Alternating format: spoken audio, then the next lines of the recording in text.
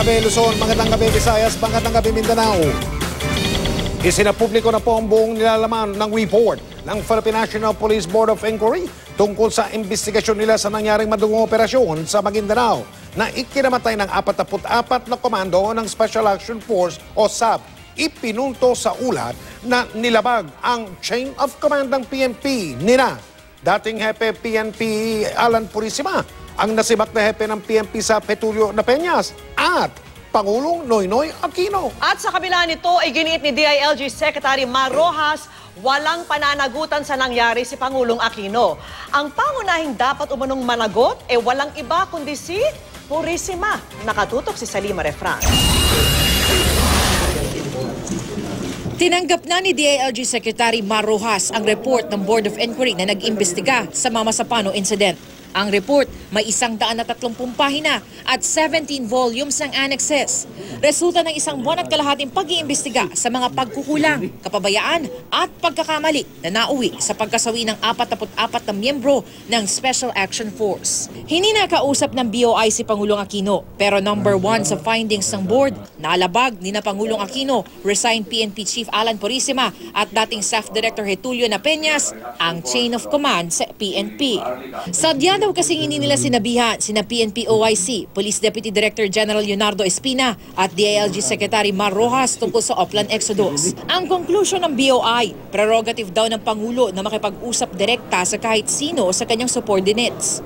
Pero gayon pa man, nang pinili ng Pangulo na makipag-usap kay na Peñas sa halip na kay Espina, na-bypass daw ang PNP chain of command. Hindi daw dapat kasali sa chain of command si Purisima dahil suspendido ito. Puna pa sa report, kahit suspendido si Purisima, pinayagan pa rin siya ni Aquino na makibahagi sa Oplan Exodus. Ganito man ang findings ng BOI, sinabi ni Rojas, walang pananagutan si Pangulong Aquino. He as Commander-in-Chief correctly and rightly so authorized that Marwan is a target. There is no liability to that. He gave the order to not yet suspended, active Director General Purisima. Trabaho niya yan. In fact, kung hindi niya ginawa yan, may pananagutan ng Pangulo doon. Si Purisima naman, nilabag daw ang kanyang suspension order na makibahagi sa pagpaplano at pagpapatupad ng Oplan Exodus. Nilabag din niya ang utos ni Espina na tumigil sa paggawa ng trabaho ng isang PNP chief habang nakasuspindi ito. Nagbigay din siya ng maling impormasyon sa Pangulo nang sabihan niya itong suportado na ang staff troopers ng mechanized at artillery support mula sa AFP. Ayon kay Rojas, ang may pangunahing pananagutan daw dito ay si Purisima. Siya ay 4-star head ng PNP. Siya ang nangasiwa ng lahat ng operasyon, simula pa lang. Ang supervision, ang quality control, ang pagsisiguro na tama ang trabaho ni na Peñas ay nasa kay Director General Purisima. Sabi naman ng BOI tungkol kay na Peñas, kahit suspendido si Purisima, sinunod pa rin siya ni na Peñas nang utusang huwag sabihan sina Rojas at Espina tungkol sa operasyon. Hindi rin daw niya maayos na supervise, na kontrol at nabigyan ng direksyon ang kanyang mga tauhan, kaya maraming SAF komando ang namatay.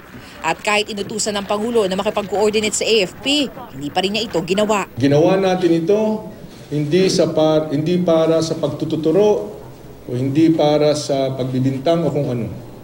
Ginawa natin ito dahil 44 ng ating mga troopers ay namatay. 44 na ama ang hindi na po or kapatid or anak ang wala na.